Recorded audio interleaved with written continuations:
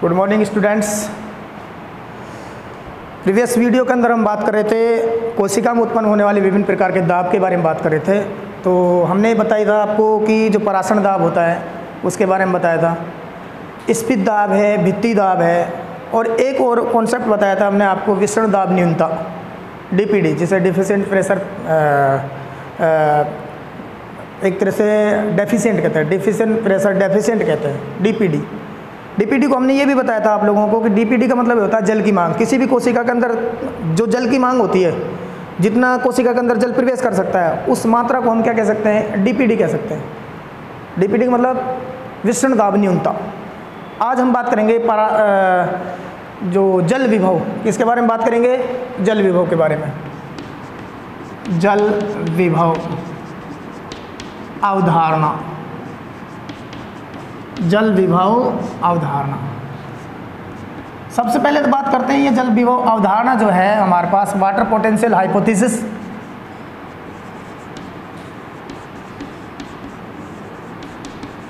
Water potential hypothesis ये किसने दी है? एक वैज्ञानिक हुआ R.K. स्टेलियर। ये अवधारणा किसने दी है? R.K. स्टेलियर ने यह अवधारणा दी।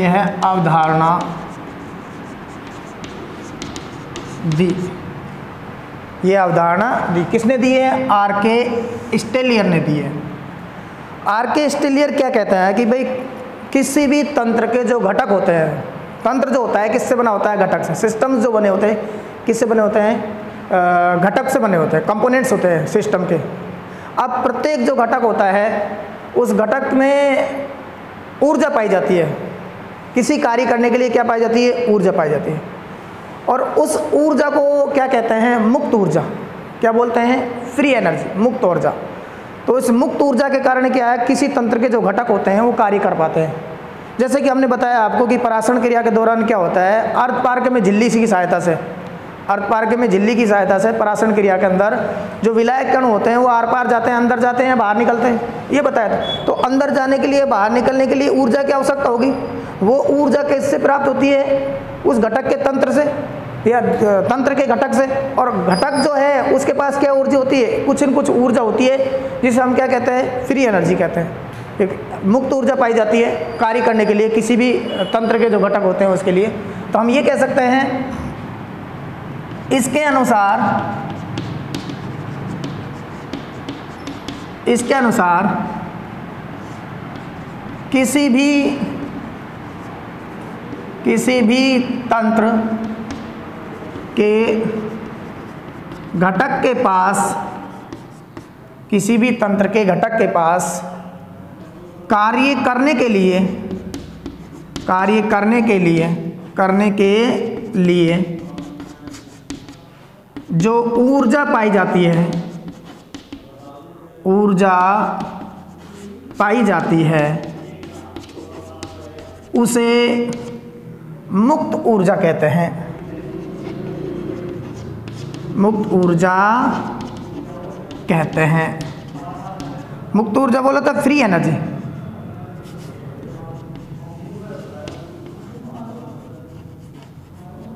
Free energy. हमने अभी ये बताया था कि परासरण क्रिया के दौरान अर्धपारक में झिल्ली के अंदर या बाहर विलायक के जो अणु प्रवेश करते हैं किसके कारण करते हैं? मुक्त ऊर्जा के कारण।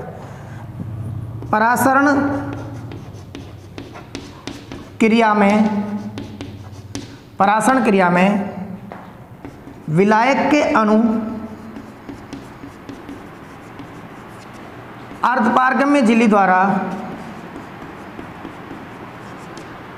में झिल्ली से किससे? अर्धपारक में झिल्ली से कोशिका के अंदर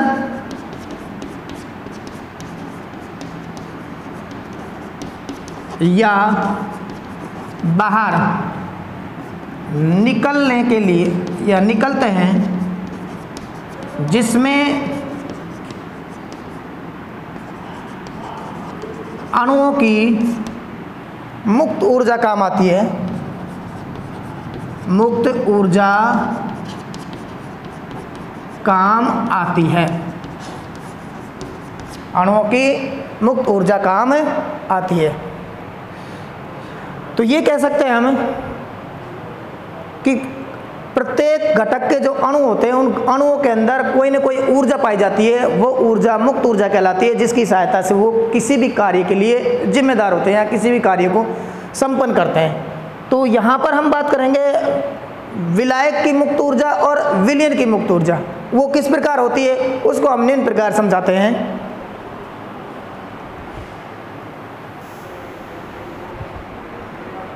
मुक्त ऊर्जा के बाद में हम बात कर रहे हैं जल विभव की। किसकी बात करेंगे? जल विभव। जल विभव क्या होता है? वाटर पोटेंशियल क्या होता है? इसमें हम ये देखते हैं कि जो शुद्ध जल होता है, शुद्ध जल और विलयन में उपस्थित जल, शुद्ध जल और विलयन में उपस्थित जल जो होते हैं ना, उनके अणुओं की जो मुक्त ऊर्जा होती है उसका जो अंतर होता है, शुद्ध जल के मुक्त ऊर्जा, शुद्ध जल के अणुओं की मुक्त ऊर्जा और विलयन में उपस्थित जल के अणुओं की मुक्त ऊर्जा का जो अंतर होता है, डिफरेंस होता है, उसे क्या कहेंगे हम? जल विभव कहते हैं। ठीक है। और जल विभव को किससे दर्शाते हैं? साई से। किससे दर्शाते हैं? साई। तो यहां पर हम ये कह सकते हैं जल विभव के बारे में, जल विभव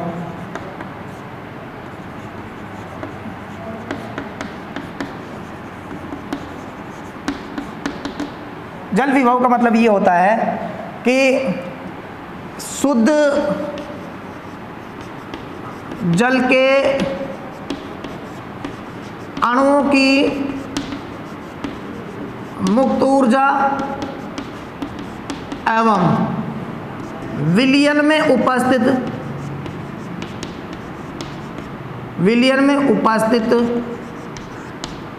जल के अणुओं की मुक्त ऊर्जा के अंतर को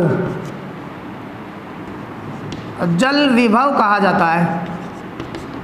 जल विभव कहा जाता है। क्या कहा जाता है? जल विभव।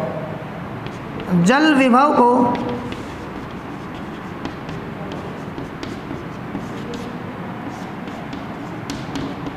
साई द्वारा दर्शाया जाता है। जल विभव को किससे दर्शाया जाता है? साई द्वारा दर्शाया जाता है। यहां पर हम बात करें शुद्ध जल के अणुओं की मुक्त ऊर्जा, शुद्ध जल के अणुओं की मुक्त ऊर्जा नहीं, शुद्ध जल के अणुओं का, यह कह सकते हैं शुद्ध जल के अणुओं की मुक्त ऊर्जा, सॉरी, शुद्ध जल के अणुओं की मुक्त ऊर्जा, शुद्ध जल के अणुओं की मुक्त ऊर्जा व विलयन में उपस्थित जल के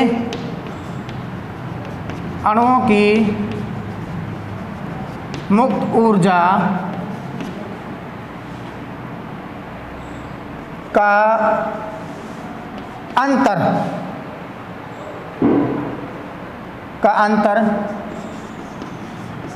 किसी तंत्र की क्रियाविधि को प्रभावित करता है। किसी तंत्र की क्रियाविधि को प्रभावित करता है। हम देखें, दोबारा बोल रहे हैं हम, जल विभव की परिभाषा बताई हमने। जल विभव का मतलब होता है जल के अणुओं की मुक्त ऊर्जा, शुद्ध जल के अणुओं की मुक्त ऊर्जा और विलयन में उपस्थित जल के अणुओं की मुक्त ऊर्जा का जो अंतर होता है उसे क्या कहते हैं? हम जल विभव कह रहे हैं। ठीक। नेक्स्ट हमने कहा कि जल विभव जो होता है उसको किससे दर्शाते हैं? साई से। डब्ल्यू साई से भी कह सकते हैं इसको, डब्ल्यू साई ऐसे भी दर्शा सकते हैं इसको। क्योंकि जल के लिए ले रहे हैं हम। विभव का मान क्या है हमारे पास साई, और किसके लिए ले रहे हैं हम, जल के लिए ले रहे हैं, तो डब्ल्यू साई लिख सकते हैं इसको। अब शुद्ध जल के अणुओं की मुक्त ऊर्जा और विलयन में उपस्थित जल की मुक्त ऊर्जा का जो अंतर होता है वो तंत्र की किसको प्रभावित करता है, क्रियाविधि को प्रभावित करता है। कोई भी तंत्र कैसे कार्य करेगा वो किस पे डिपेंड करेगा, इन दोनों के अंतर पर, यानी कि जल विभव पर डिपेंड करेगा, ठीक है ना। अब हम बात करें यहाँ पर शुद्ध जल, जो शुद्ध जल होता है उसका जल विभव का मान कितना होता है, तो यहाँ पर हम लिख सकते हैं ऊपर शुद्ध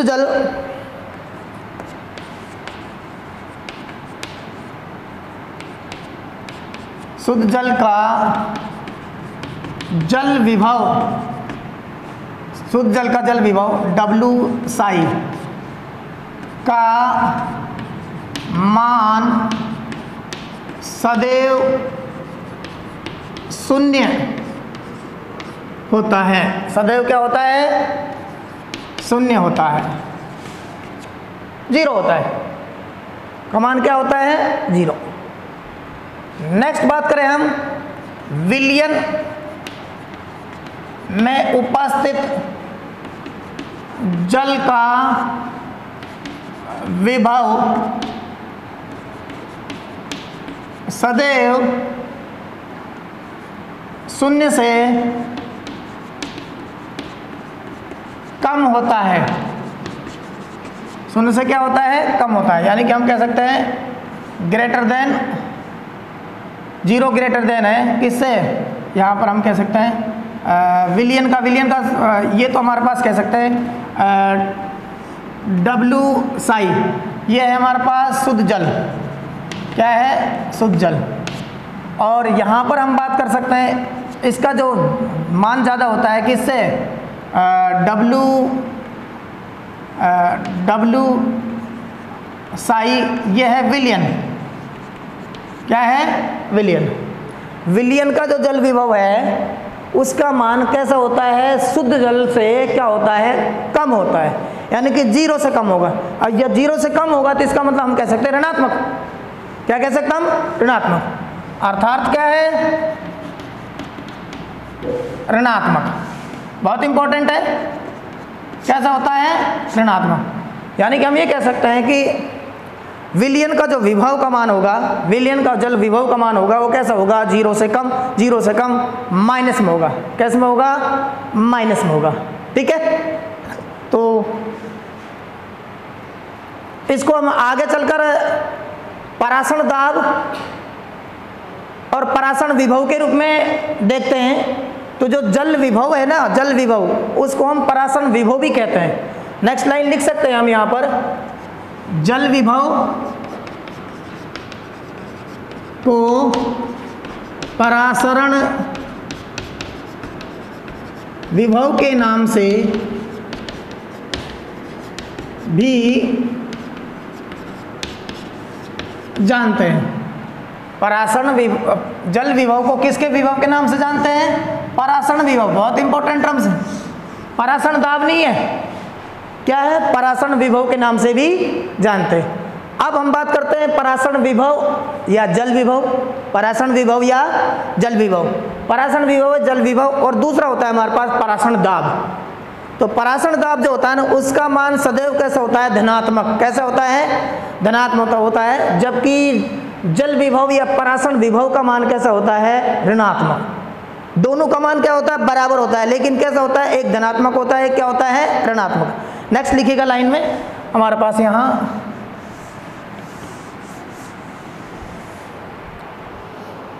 ये लिख सकते हैं, परासरण विभव एवं परासरण दाब का मान सदैव समान होता है, किंतु परासरण विभव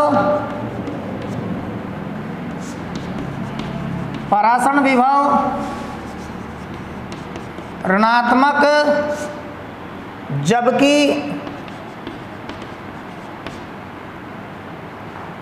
परासरण दाब धनात्मक होता है। परासरण दाब कैसा होता है? धनात्मक होता है। हम इसको इस प्रकार लिख सकते हैं, ये तो हमारे पास जल विभव है, या हम इसको क्या कह सकते हैं?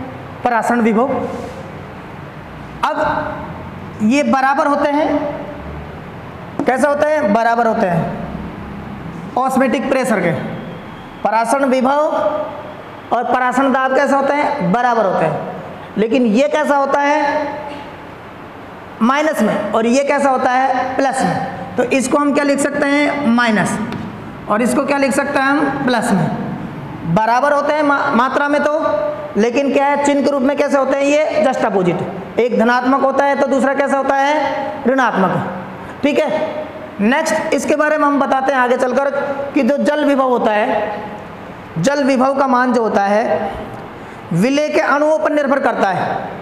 किसके अणुओं पर निर्भर करता है? विलेय के अणुओं पर निर्भर करता है। यानी कि हम ये कह सकते हैं शुद्ध जल का जो जल विभव होता है, शुद्ध जल का जल विभव कैसा होता है? शून्य होता है। और जैसे जैसे अब शुद्ध जल के अंदर विलेय की मात्रा बढ़ती जाएगी तो विभव का मान क्या होता चला जाएगा? कम होता चला जाएगा। विभव का मान क्या होता चला जाएगा? कम। या हम ये कह सकते हैं, जिस प्रकार हमने विलयन के अंदर बात की थी कि किसी भी विलयन के अंदर विलेय के अणुओं की मात्रा बढ़ती है तो परासरण दाब का मान क्या होता है? बढ़ता है। विलयन के अंदर विलेय की मात्रा बढ़ती है तो परासरण दाब का मान क्या होता है? बढ़ता है। यहाँ पर विलेय के अणुओं की मात्रा बढ़ रही है तो परासरण दाब यानी कि परासरण विभव का मान बढ़ नहीं रहा, कम हो रहा है। यहाँ पर क्या हो रहा है? कम, क्योंकि जस्ट अपोजिट है ना भाई। परासरण दाब तो क्या होगा? बढ़ेगा, लेकिन परासरण विभव या जल विभव का मान क्या होगा? कम, और शून्य से कम हो रहा है इसलिए ऋणात्मक जाएगा। ठीक है, और इधर परासरण दाब जो है शून्य से ज़्यादा है, इसका मतलब वो किस में जाएगा? वैल्यू धनात्मक में जाएगी। ठीक है, तो हम ओवरऑल क्या लिख सकते हैं? जल विभव का मान,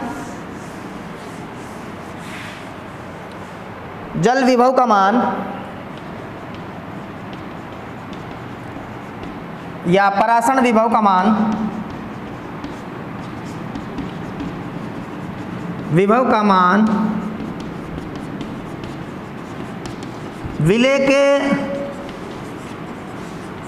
अणुओं पर निर्भर करता है। किस पर निर्भर करता है? विलेय के अणुओं पर निर्भर करता है। अर्थात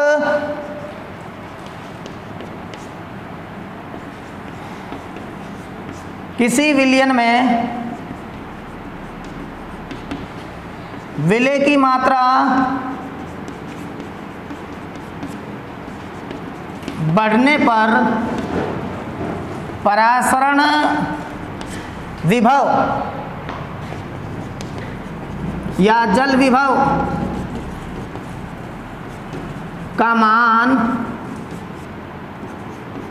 कम होता है, जबकि परासरण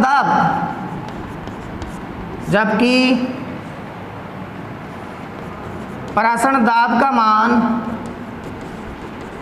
बढ़ता है। परासरण दाब का मान बढ़ता है। ठीक है, तो इस प्रकार हमने क्या बताया आपको? जल विभव और परासरण दाब के बीच में रिलेशन जो है उसके बारे में बताया। अब एक और बात लिख लेते हैं हम यहाँ पर।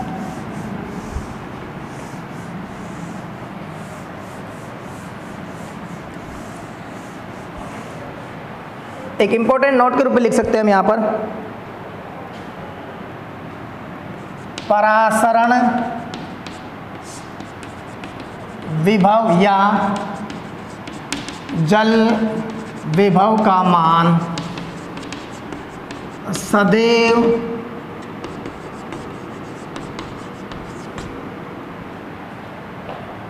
विलयन के परासरण विभव या जल विभव से अधिक होता है, से अधिक होता है। होता है। बहुत बहुत इंपॉर्टेंट नोट है ये, ठीक है, ये चीज़ है। तो हम बता रहे थे शुद्ध जल या शुद्ध जल का जल विभव या परासरण विभव जो होता है वो विलयन के परासरण विभव या जल विभव से क्या होता है, अधिक होता है। शुद्ध जल का, शुद्ध जल का किसका, शुद्ध जल का, यहाँ पर शुद्ध जल, शुद्ध जल का जो परासरण विभव है या जल विभव का मान होता है वो सदैव कैसे होता है, विलयन के परासरण विभव या जल विभव से अधिक होता है। अब हम आगे बात करते हैं क्या, किसी कोशिका के लिए जो विभिन्न प्रकार के जो विभव होते हैं उनके बीच में संबंध बात करते हैं हम, यानी कि जल विभव, परासरण विभव, जल विभव, परासरण विभव, दाब विभव एवं मैट्रिक्स विभव में संबंध में क्या करते हैं, हम संबंध के बारे में डिस्कस करते हैं। यहाँ पर जल विभव, परासरण विभव और दाब विभव, और इसके अलावा हमारे पास है मैट्रिक्स विभव। पहले तो हम बात कर लेते हैं इनके बारे में कि जल विभव जो था हमारे पास, परासरण विभव, मैट्रिक्स विभव, ये क्या चीज़ है। परासरण विभव के बारे में बात कर चुके थे हम। परासरण विभव बोले तो साई एस, परासरण विभव। नेक्स्ट हमने बात की थी जल विभव की, जल विभव, ये हम इसको रिप्रेजेंट करते हैं साई डब्ल्यू। किससे रिप्रेजेंट करते हैं, साई डब्ल्यू। एक हमने बात की थी दाब विभव, इसको हम रिप्रेजेंट करते हैं साई पी से। एक हमने बात की थी मैट्रिक्स विभव, मैट्रिक्स विभव, इसको हम बात कर रहे हैं किससे, साई एम से रिप्रेजेंट कर रहे हैं। अब इनके बीच में रिलेशन क्या है, इनके बीच में रिलेशन को देखते हैं हम। तो यहाँ पर हम देखते हैं किसी भी तंत्र का जो जल विभव का मान जो होता है वो परासरण विभव, दाब विभव और मैट्रिक्स विभव के योग के बराबर होता है। किसी भी तंत्र के लिए जल विभव का जो मान होता है वो किसके बराबर होता है, परासरण विभव, दाब विभव और मैट्रिक्स विभव के योग के बराबर होता है। हम ये कह सकते हैं कि जल विभव साई डब्ल्यू बराबर क्या कह सकते हैं हम यहाँ पर, परासरण विभव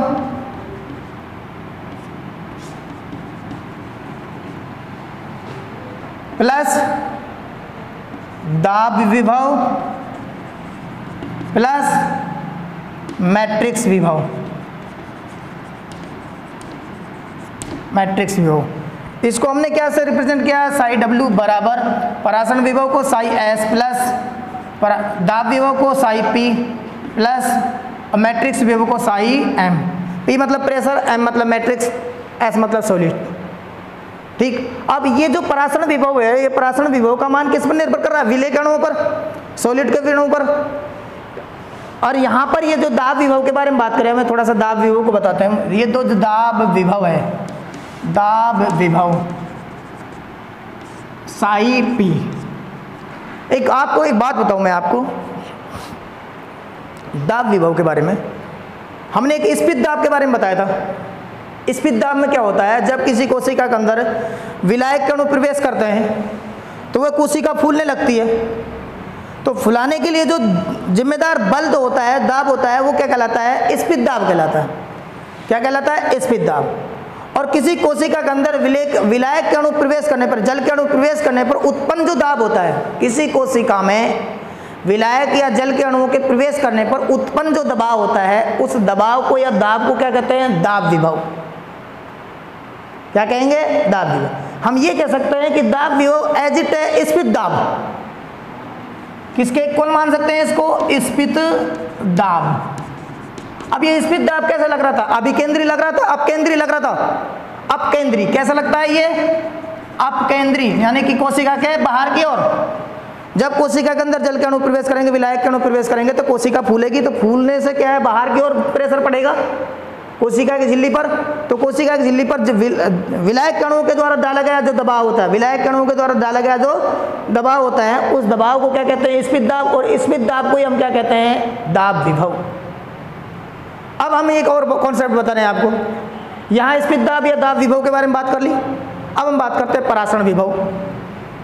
परासरण विभव का मतलब क्या है, विलेय के अणुओं की मात्रा बढ़ने पर उत्पन्न दबाव। किसकी मात्रा बढ़ने पर, विलेय के अणुओं की मात्रा बढ़ने पर। अब चूंकि स्फीत दाब बढ़ेगा तो विलेय के अणुओं की मात्रा जो है विलायक के अणुओं की अपेक्षा कम होगी, क्योंकि जल के अणु की मात्रा बढ़ रही है। जल के अणु कोई तो बोल रहे हैं विलायक के अणु, तो यहाँ पर क्या है, ये जस्ट अपोजिट में काम करते हैं। कौन कौन से, स्फीत दाब या दाब विभव किसके अपोजिट काम करेगा, परासरण विभव के। परासरण विभव तो किससे जुड़ा हुआ है, विलेय के अणुओं से। और जल विभव, दाब विभव या स्फीत दाब जो है वो किसके जो जुड़ा हुआ है, विलायक कणुओं से। तो विलायक कणु और विलेय कणु के द्वारा उत्पन्न जो दबाव होता है, तो यहाँ पर तो ये तो हमारे पास किससे, विलायक, किससे जुड़े हुए हैं, ये विलायक कणुओं से संबंधित है ये। और जो परासरण विभव है, परासरण विभव वो किससे जुड़ा हुआ है, विलेय के अणुओं से। यानी कि विलेय के अणुओं की मात्रा बढ़ने पर परासरण विभव का मान बढ़ता है, विलायक कणुओं का मान बढ़ने पर स्फीत दाब बढ़ता है। ठीक, तो हम ये कह सकते हैं कि भाई दाब विभव का मान कैसा होता है, धनात्मक होता है कि नहीं होता, बताओ। देखिएगा दोबारा से, दाब विभव को हम कह रहे हैं धनात्मक। क्या कह रहे हैं, धनात्मक। हमने कहा शुद्ध जल या विलायक कणुओं का दाब विभव कितना होता है, जो विभव का मान होता है वो तो है शून्य। क्या होता है, शून्य। और विलेय के द्वारा जो उत्पन्न विभव है उसको हम क्या बोल रहे हैं, परासरण विभव। और परासरण विभव का मान क्या होता है, ऋणात्मक। अब चूंकि परासरण विभव को कम कर रहा है ना ये, भाई परासरण विभव विलेय की मात्रा बढ़ रही है। और इधर हम बात कर रहे हैं किसमें, स्फीत दाब या दाब विभव का। यहाँ पर विलायक कणुओं की मात्रा बढ़ रही है, तो विलायक कणुओं की मात्रा बढ़ रही है तो मतलब वैल्यू कहाँ जा रही है, जीरो की ओर जा रही है। जीरो से दूर नहीं जा रही, जीरो से कम नहीं जा रही, जीरो की ओर आ रही है। तो यहाँ पर इसका मान कैसा हो जाएगा, धनात्मक, और इसका मान कैसा होता है, ऋणात्मक। तो इस प्रकार हमने आपको बताया कि एक परिभाषा लिख सकते हैं आप दाब विभव की। क्या लिख सकते हैं, परिभाषा लिख सकते हैं दाब विभव की।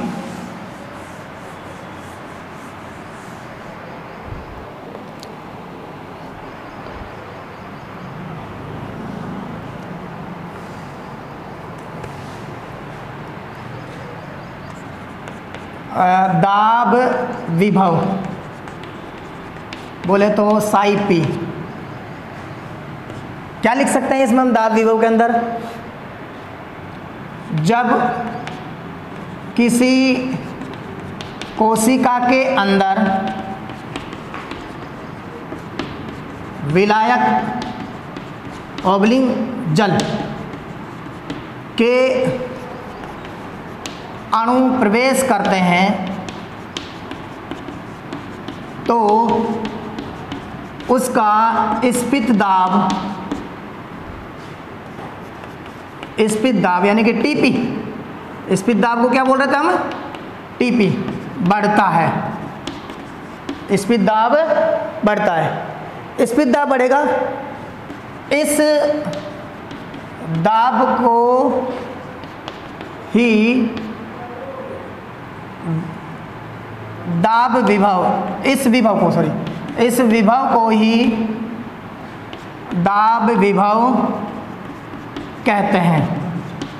दाब विभव कहते हैं, यानी कि साइपी कहते हैं। क्या बोलते हैं इसको, साइपी कहते हैं। ठीक, अब हम ये कहते हैं भाई आगे चलकर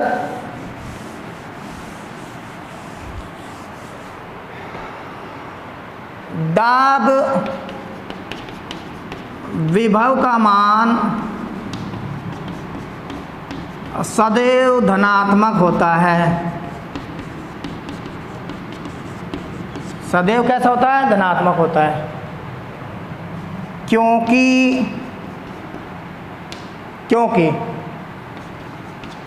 विलायक के अणुओं की मात्रा बढ़ने पर स्फीत दाब का मान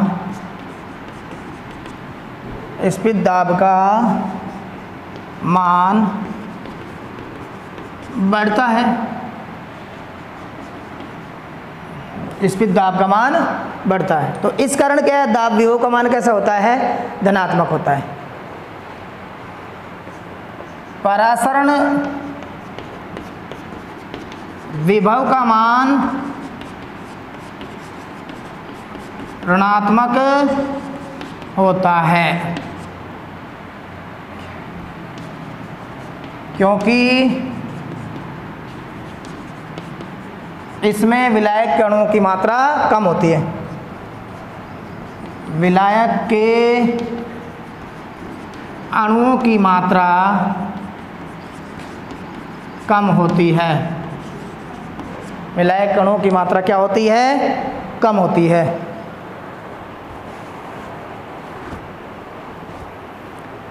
ठीक है, तो हमने ये आपको बताया और एक रिलेशन बताया हमने आपको, साई डब्ल्यू बराबर क्या होता है, psi S psi P plus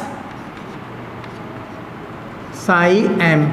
अब ये चीज़ रहेगी साई एम, मैट्रिक्स विभव हो रहेगा। तो मैट्रिक्स विभव को और परिभाषित कर देता हूँ मैं आपको। मैट्रिक्स विभव क्या होता है,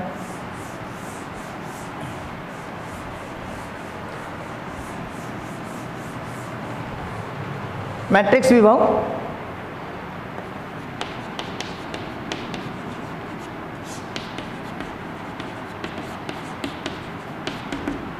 विभव क्या होता है,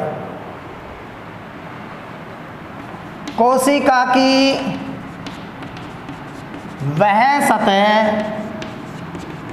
जो जल अवशोषण का कार्य करती है, वह सतह जो जल अवशोषण का कार्य करती है,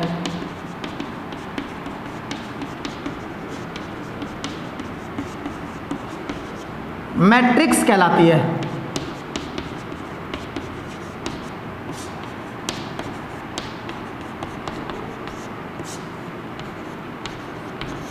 क्या कहलाती है, मैट्रिक्स कहलाती है। इस सतह द्वारा उत्पन्न दाब, इस सतह द्वारा उत्पन्न दाब विभव कहलाता है।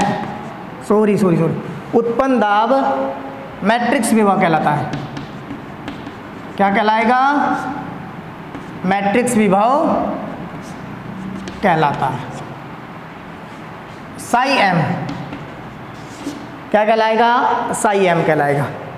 तो इस प्रकार हमने आपको किसी कोशिका तंत्र के अंदर परासरण विभव, जल विभव, दाब विभव और मैट्रिक्स विभव के बारे में बताया। ठीक है, इस वीडियो के अंदर इतना ही आज। नेक्स्ट वीडियो के अंदर नेक्स्ट टॉपिक को शुरू करेंगे। ओके।